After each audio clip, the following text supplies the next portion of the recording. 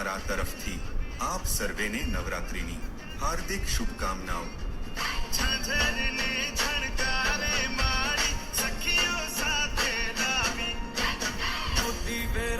સુપ્રભાત, હું ડૉક્ટર ઓમ જાદવ અને ડૉક્ટર લક્ષ્મી જાદવ આજે વાત કરશું ઉત્સવોનું માનવ જીવનમાં મહત્વ under the guidance of doctor Manu Parmar sir. આજે વાત કરશું મનોવિજ્ઞાનનું મહત્વ તહેવારોમાં શું છે।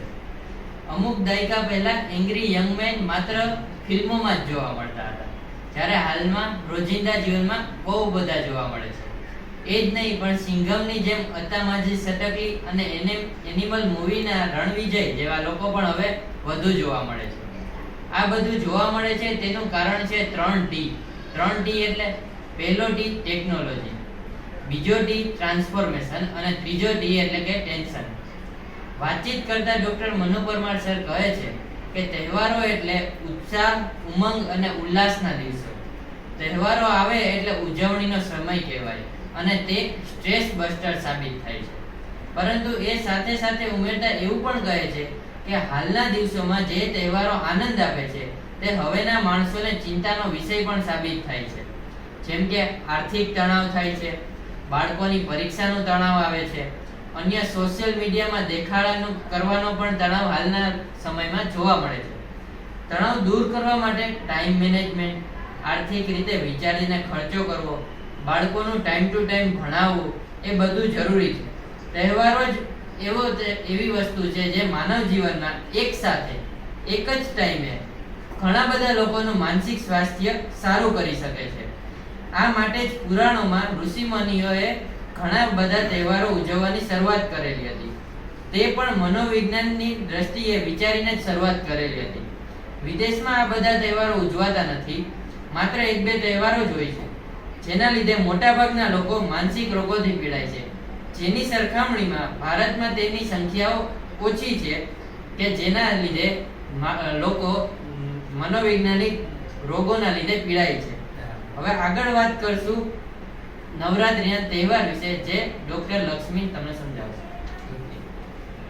એવી જ રીતે આજ રોજ નવરાત્રીનો પાવન તહેવાર ચાલુ થઈ રહ્યો છે। નવરાત્રી એટલે 9 દિવસ દુર્ગા પૂજન, શક્તિ સ્વરૂપ અંબા, બહુચર, મહાકાળી માતાની આરાધના અને રાસ ગરબા ગાવાનું મહત્વ। આજે પ્રથમ દિવસ છે નવરાત્રીનો। પ્રથમ દિવસમાં આપણે માતા શૈલ્યપુત્રીનું પૂજન કરીએ છીએ। શૈલ્ય મતલબ અસાધારણ અને દેવી ચેતનાનું પ્રતીક, જે હંમેશા શિખર પરથી ઉછળે છે। નવરાત્રિના પ્રથમ દિવસે આપણે દેવી શૈલ્યપુત્રીની પ્રાર્થના કરીએ છીએ, જેથી કરીને આપણે પણ ચેતનાની સર્વોચ્ચ અવસ્થાએ પહોંચી શકીએ।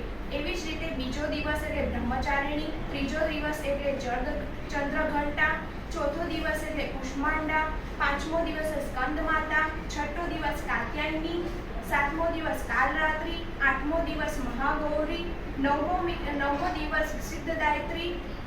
આપણે અત્યારે એક એવી દુનિયામાં જીવી રહ્યા છે જ્યાં આપણે આપણા માટે સમય કાઢવો મુશ્કેલ થઈ ગયો છે।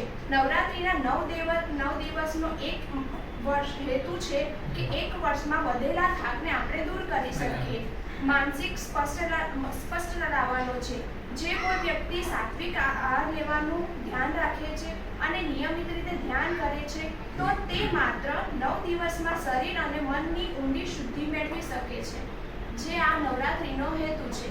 હવે આ આગળ આપણને કહેશે ડૉક્ટર મનુ પરમાર સર। હવે આ બધી આપણે નવરાત્રિની વાત કરી, ખૂબ જ આનંદિત દિવસો આપણા 9 દિવસના આવે છે। તો આવા સમયે આપણે ઉત્સવોના જે મહાન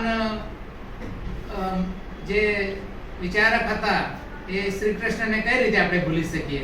તો શ્રી કૃષ્ણએ પણ રાસલીલા અને બાળલીલાઓ કરીને લોકોના જીવનમાં ઉત્સાહ અને આનંદ ભરી દીધો હતો, અને આપણે એ પ્રણાલીમાં પણ અનુસરણ કરીને આપણા જીવન પણ ખૂબ જ આનંદિત, ઉત્સાહિત બનાવીએ અને આપણા જીવનને સ્વસ્થ અને સુલભ બનાવીએ। તો હેપી નવરાત્રિ ઓલ।